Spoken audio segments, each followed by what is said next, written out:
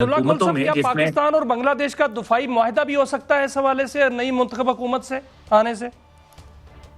पाकिस्तान और बांग्लादेश का दिली मुआहदा हो चुका है। छोड़े ना दिफाई मुआहदे को, ये तो आपको वक्त बता देगा।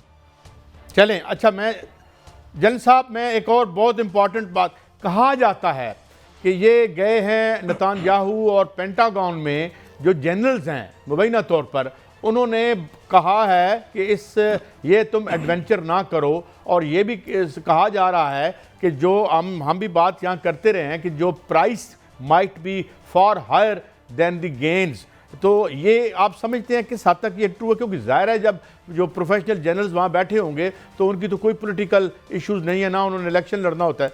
तो ये क्या क्या आप समझते हैं कि प्रिवेल कर गए हैं और इससे दुनिया एक क्राइसिस से बचती नज़र आती है आपको? पहले भी हम देख रहे हैं कि रेजिस्ट कर रहे हैं जो जनरल्स हैं, अमेरिकी generals to American president. General साहब देखिए, मैं समझता हूँ कि खतरा टाला नहीं है, क्योंकि अगर आपको याद हो ट्रंप साहब के पिछले दौर में ट्रंप साहब ने ही वो जो माहिदा था ख़त्म करके तो बंदियाँ दोबारा आयद कर दी ईरान के साथ। उस वक़्त से ईरान पर हमला करने की बात हो रही है। ईरान पर हमला करना उनके लिए ज़रूरी क्यों है, ईरान को इस खित्ते में ज़ेर करना ज़रूरी क्यों है, वो इम्पोर्टेंट चीज़ हमें समझने की है। अभी जिस तरह अभी अब्दुल्ला गुल भी बात कर रहे थे, state of Malacca, state of Hormuz, बाब अल मंदब, अगर आप देखिए तो तीनों इस पर ट्रबल स्पॉट्स हैं। इन तीनों के इर्द गिर्द स्टेट ऑफ मलाका फिलहाल पीसफुल है, लेकिन अगर आप देखिए बाब अल मंदब और स्टेट ऑफ हॉर्मुज़ में देख लीजिए तो आपको ये नजर आएगा कि बहुत एक्टिवली यहाँ पर जो एक ताकत का तवाज़ुन है तब्दील करने की कोशिश में लगे हुए हैं। इसमें जनरल ने जो बात की उनका मसला और है, वो ये है कि उनको बूट्स ऑन ग्राउंड रख नहीं सकते।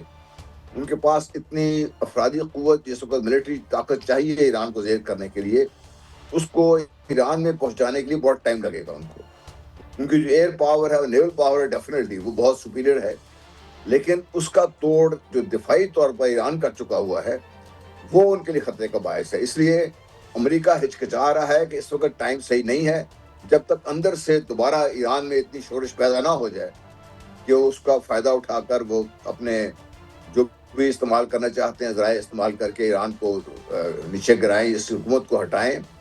उस वक्त तक शायद अमेरिका हिचकिचाता है, लेकिन ये मसला ख़त्म हुआ नहीं है, क्योंकि जो ग्रेटर इजराइल की जो बात हम पहले करते रहे थे, लोग कभी मजाक भी उड़ाते थे, अब वो नक्शा दुनिया को नज़र आ रहा है। अब वो नक्शा मिडिल ईस्ट में लोगों को नज़र आना शुरू हो गया है। आप देखिए तो पाकिस्तान और जो सऊदी अरेबिया का आपस में दिफाई मुआहिदा है, इसका बैकग्राउंड कुछ है, वजह है ज़रूर, जो ऐसी चीज़ ज़रूर है जो पाकिस्तान और सऊदी अरेबिया समझते हैं हमारा मुश्तरका दुश्मन है। वो इसलिए मैं ज़्यादा इस मसले में मैं कोई ज़्यादा क्या कहते हैं पूरी उम्मीद नहीं हूँ कि अमेरिका इस खतरे के से पीछे हट जाएगा, या नेतन्याहू जो है वो इतना वो पीछे हट जाएगा कि अमेरिका को कुछ कह ना सके। तो मसाइल तो हैं, लेकिन ये मसाइल का हल करने के लिए वो कोशिश भी करेंगे, और ये इस खित्ते से ये जो ईरान पर हमला है या ईरान को गिरनगी करना है, ईरान की हुकूमत को हटाना है, ये कदम है जिसके अगला जो कदम है वो पाकिस्तान की तरफ भी हो सकता है। तो इसलिए जी सर, बिल्कुल अब्दुल्ला गुल साहब, अभी जनरल साहब ने फरमाया कि खतरा टला नहीं है, और लगता यही है कि जिस तरह ट्रंप ने 2025 में उधर से बातचीत हो रही थी और साथ हमला भी हो गया था, बिल्कुल लगता है कि खतरा टला नहीं है। लेकिन सर, जो खबरें आ रही हैं वो बड़ी अजीब सी खबरें हैं कि जो ट्रंप की और नेतान्याहू की मुलाकात हुई, उससे पहले सदर ट्रंप की अपने मशीरों से मुलाकात हुई, तो उन्होंने उनको रोका कि फौरी तौर पर हमला ना किया जाए जब तक ये ना देख लिया जाए कि ईरान के पास चीन और रूस के पास से जो असला आया है वो कौन सा असला है, किस नोयत का है, और उस वक्त तक जो है वो हमला करना खतरनाक होगा। और ये भी खबरें आ रही हैं कि चाइना ने, ये खबर इंडियन मीडिया दे रहा है कि चाइना ने अपनी फौजें जो है वो तैयार कर रखी थी, इसी वजह से जो है वो ट्रंप पीछे हट गए हैं। और जो ईरान के पास जो मिसाइल हैं, जो मिसाइल खतरनाक मिसाइल हैं, अगर हमला हो जाता है अब्दुल्ला गुल साहब, तो क्या जो इजराइल है वो बचेगा?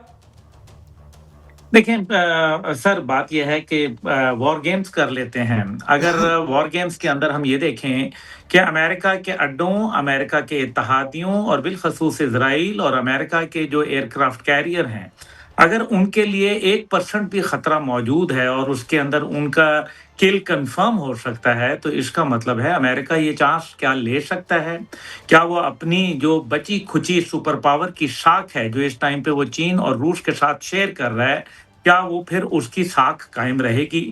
یہ ہے وہ سوال جس نے چند جرنیلوں کو اور ان کے جو سابق جوائنٹ چیفز اور ملٹری کمانڈرز تھے اور جو ان کے سینٹرل انٹیلیجنس ایجنسی کے کمانڈر تھے، اور خاص طور پہ NSA نیشنل سیکیورٹی ایجنسی جو دنیا کی سب سے بڑی انٹیلیجنس ایجنسی کہلاتی ہے، ان کے لوگوں کا یہ خیال تھا، انہوں نے یہ فیصلہ کیا کہ یہ ٹائم کریکٹ نہیں ہے اور کسی ایڈونچرزم جو کہ خاص طور پہ اسٹیٹ آف اسرائیل کی پروٹیکشن کے لیے ہم آؤٹ آف دا وے اگر جائیں گے تو پھر ہمیں یہ بھی سامنا کرنا پڑے گا کہ بہت سارے دنیا کے ممالک اپنا اسلحہ جو ہے وہ آن گراؤنڈ ایران کی سرزمین پر ہمارے خلاف ٹیسٹ کرنے کے لیے تیار ہوں گے.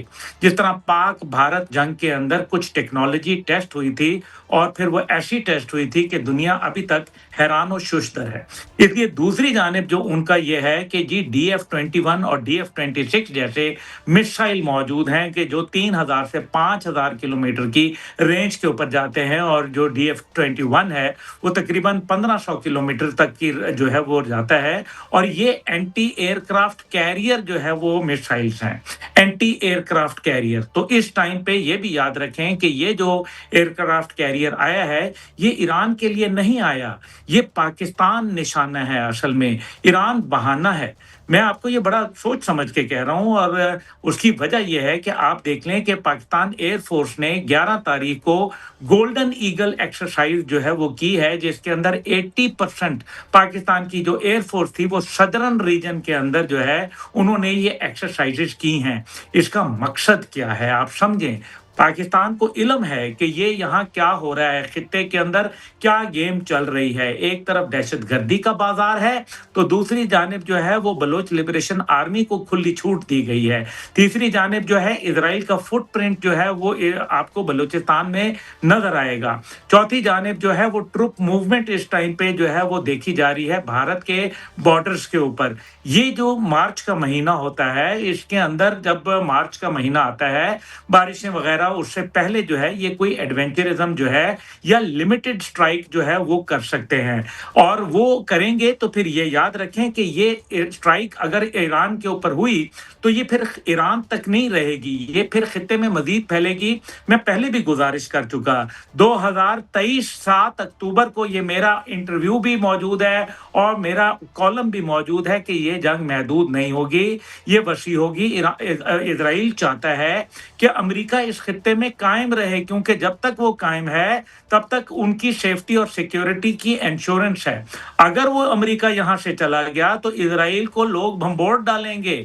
اس وجہ سے اسرائیل کمپرومائز ہو چکا ہے. یہی وجہ ہے کہ وہ ایریا آف کانفلکٹ جو ہے وہ بڑھانا چاہتا ہے، اور اسی لپیٹ میں اپنے تمام جو دشمنان ہیں اسرائیل کے ان کو وہ زیر کرنا چاہتا ہے، جس میں پاکستان کا نام سر فہرست گل ہے. صاحب معافی چاہتا ہوں، میں آپ کو روک رہا ہوں، مگر دو بڑی اہم باتیں. بہت شکریہ جنرل ریٹائرڈ غلام مصطفیٰ صاحب، بہت شکریہ عبداللہ گل صاحب. مگر ناظرین، جو ہمارے دونوں معزز مہمانوں نے جو اس بات کو پوائنٹ آؤٹ کیا